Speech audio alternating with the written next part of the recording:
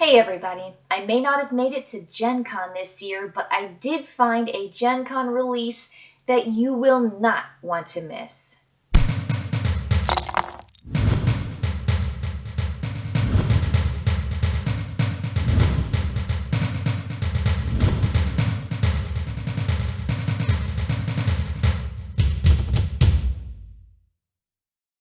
The game I'm talking about is Barcelona, and this game is a real stunner when it comes to components and artwork, but also mechanics and gameplay. Now, the games I'm thinking of that I liken to Barcelona in weight and in juiciness and in satisfaction are two games: Revive and Lacrimosa.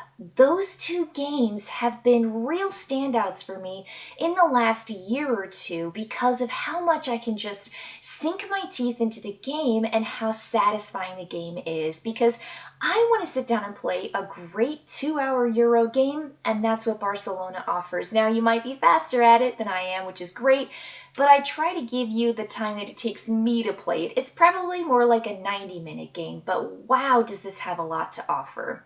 And I have to say that when you get down to it, the nuts and bolts, the actual actions that you do on your turn, really easy, really straightforward, but the choices are there. And if you've seen my videos on both Lacrimosa and Revive, choice is where it's at, and that's what makes a really, really great Euro game for me. Part of what I really enjoyed about reading the rulebook for Barcelona is reading about the history and how much theme is in this game and how much the mechanics and the board and what you're doing as players really fits in with this theme of Barcelona and rebuilding the city. This is 19th century city rebuilding after there was this expansion period where Barcelona was allowed to build outside of city walls and actually get some more space. And that's what you're doing. That's why the central board is this city where you're building up these particular buildings in 3 different types and even corner buildings. And then you also have these streets that you are using the train and moving passengers around on. So the central board, the grid, is really where the game is at, because players get to do these things on their turn. The first thing the players do on their turn is they take their citizens that they have and place both of them on one intersection. And that intersection is going to have a vertical and a horizontal action associated with it, but it might also have that diagonal, which means that you could get up to 3 actions on your turn. And when you place those citizens down, you're going to look at the actions and pick them in any order you want and execute them. And there are a lot of actions. And there's also these tiles that you can play on the board to rearrange the action locations, which means that it's not just what's printed on the board that you do every single game. There could be other combinations that really change up where those locations are in future games. And I really like that they've thought ahead and included that in the base game. So these actions are a whole variety of things. A couple of the basics are gaining resources like cloth and or coins. And when you do that, you just take the amount of cloth or coins stated and place it into your warehouse. Now, your warehouse only has a certain amount of space, so a way to expand your warehouse is by placing out a cobblestone, which is another action. And you take a cobblestone that's covering up one of those warehouse spaces on your personal player board, and you place it out into another board, gaining what you cover up. And this board is collective. This is a board that everybody can place their cobblestones out on in an orthogonal position. So horizontal or vertical, no diagonals there. But what you do is you're placing it out, getting something, but then now you've made it, an opportunity for someone else to now place adjacent to that particular cobblestone tile, not just the starting places. So that's a real puzzle and a really interesting shared experience for players. You can build streets, and there are 2 different kinds of streets. There are wide streets and narrow streets. And when you place those out onto the board, you're going to gain what you cover up, but you also are going to gain victory points for the amount of streets in that particular column or row that you're placing into. And that doesn't matter if it's your streets or if it's someone else's streets, because this is, again, the shared city that you're placing down on, and you might be able to benefit, much like the cobblestones, on somebody else's progress. Building an intersection is so important, but also really expensive. But if you can do an intersection, if you build one, what you're going to do is you have to pay for it first. It comes off of your player board, and it will give you an opportunity to gain bonuses when other players activate your intersection or when you activate it. So placing in an intersection down in a really popular place in the city is definitely going to behoove you in future turns for players wanting to do some action around that particular intersection.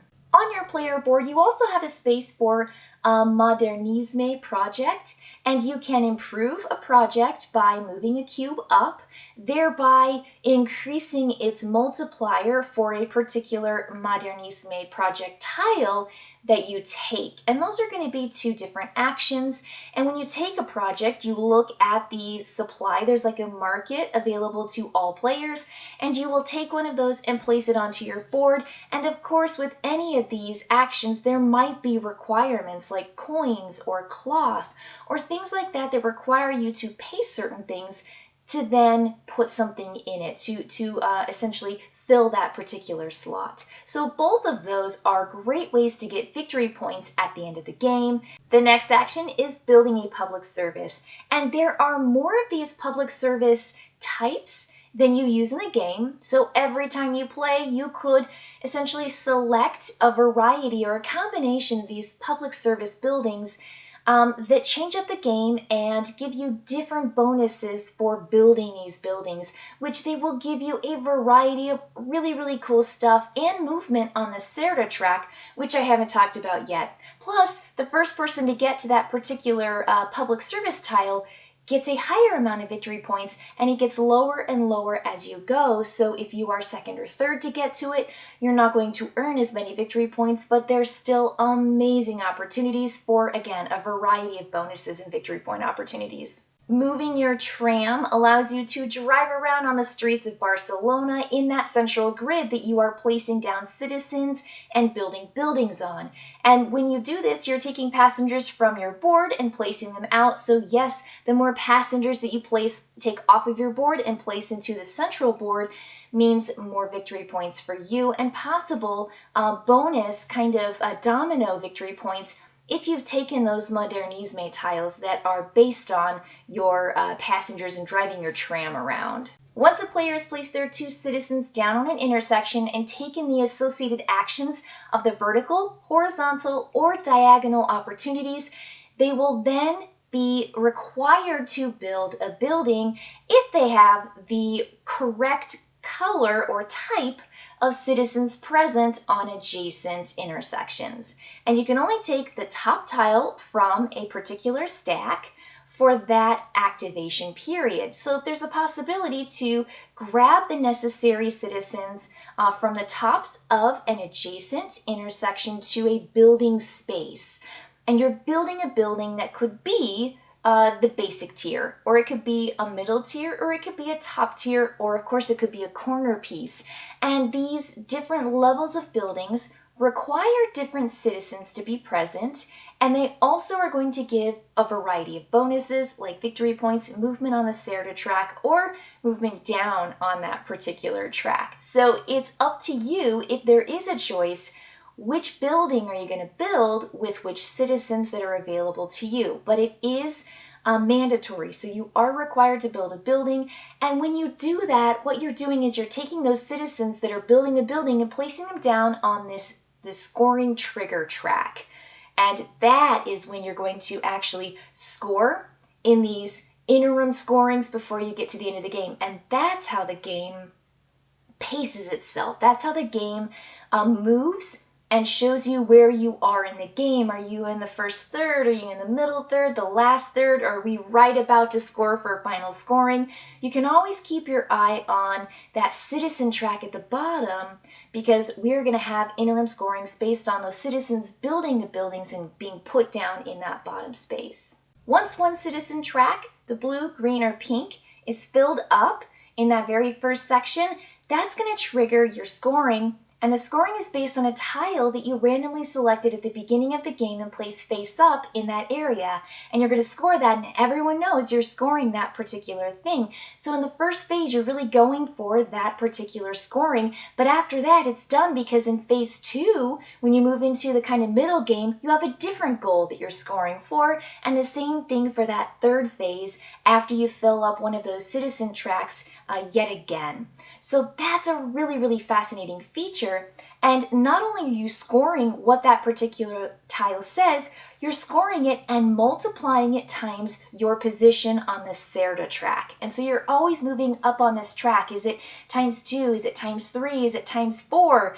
And at the end of those interim scoring phases, your marker is brought back down to the starting space again, where everyone begins, where you can fall down a little bit or you can move up again. And so you have to essentially rebuild your multiplier for each of those interim scorings and for the end of the game. So it's just a fascinating progress and movement. It's well paced and it's just incredibly thought out. And lastly, there is still yet another fantastically cool element called the Sagrada Familia track, and that's at the very tippy top of your player board, where you're moving this disc, and if you move your disc across a gap, you get to look over at these tiles, and you get to take a level 1 if it's your first space that you're moving across from left to right, and you take one and you put it in there and you just get it. You just get really cool stuff. And then the next time you move across your second gap, you go to the level 2 Sagrada Familia tiles and you take one of those. And then you do the same thing as you continually move across. And that track, again, do not ignore that track. It is just so big. There are some massive opportunities there and great victory point.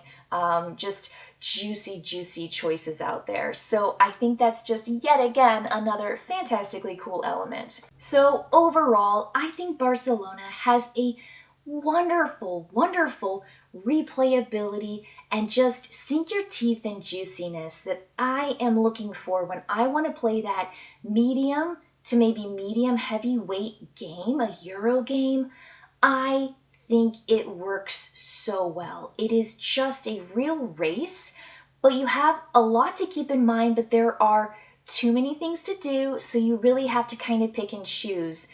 And I every time I play it, I feel like, oh, I should try this, and I should maybe do that next time. And boy, I sure missed out on this opportunity. And it kind of just makes me want to go again, and it makes me want to play again. And I felt that way with Revive, particularly with that campaign style of, having new material and new stuff revealed to you in game after game after game. And I also felt like that with Lacrimosa, because there were so many things I wanted to do in all the different locations on the board, and I wanted to play my cards this way and that way and change it up and try something else next time and just see how my combinations worked, because that's what this is. This is that delightful, delightful Euro game that just, again, juicy, love it.